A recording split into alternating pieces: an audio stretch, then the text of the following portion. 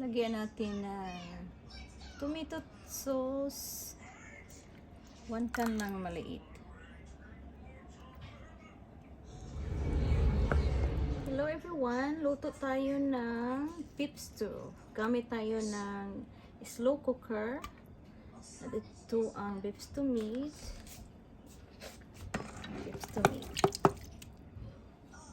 Bago ang lahat, lagyan natin ng salt. I use iodized salt. Pagkatapos yung black pepper. Spread lang natin to para may lasa siya. Lagyan natin ng red pepper, green pepper, and sliced brown onions. Saka lagyan natin ng carrots. Lagyan natin ng sliced potatoes. All the cherry tomatoes. Lagyan din natin ng celery.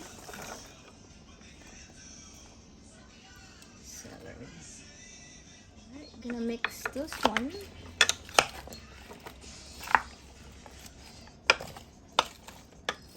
So vegetable,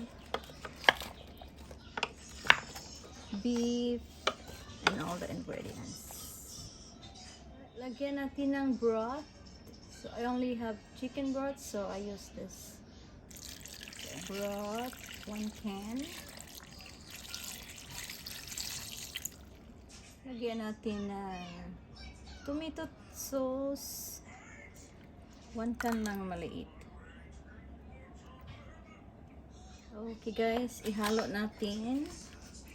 Halo-haloin natin. Dumami yung niya, sabaw pag maluto na, kasi yung mga vegetable nagpuproduce ng water, their own water. So halo-haloin na natin, at haluin din natin pag na siya, maluto na siya din. So haluin na natin.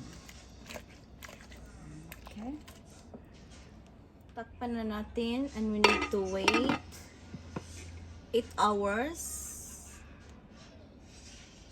low, warm. Okay, isisit natin. Ito yung timer. Saan ba yung timer?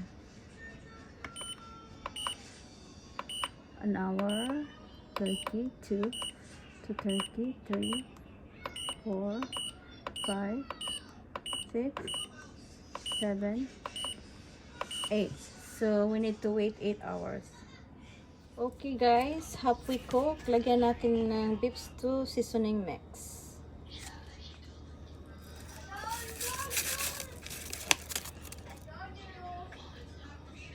Right, so i-mix natin para mag-absorb yung seasoning niya ng beef stew mix. Okay. Okay guys, look like parang luto na siya.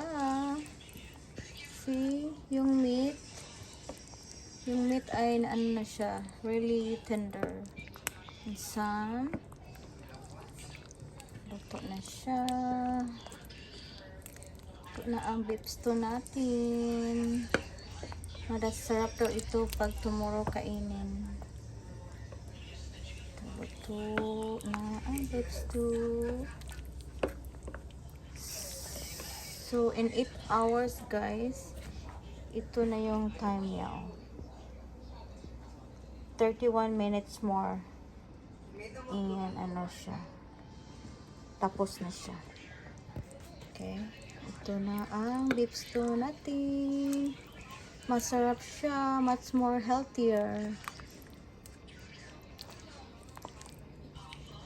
Okay. Lang guys, gawa lang kayo ng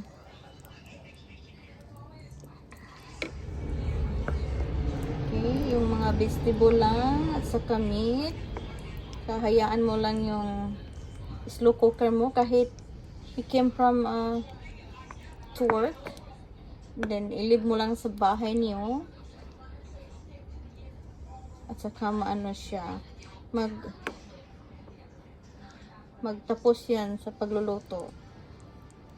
At saka ano siya, after the time that you sit up, it will turn to warm sitting. So, pagdating mo sa bahay, mayroon ka ng beef stew na niluto at saka ano pa yung maluto sa slow cooker mo.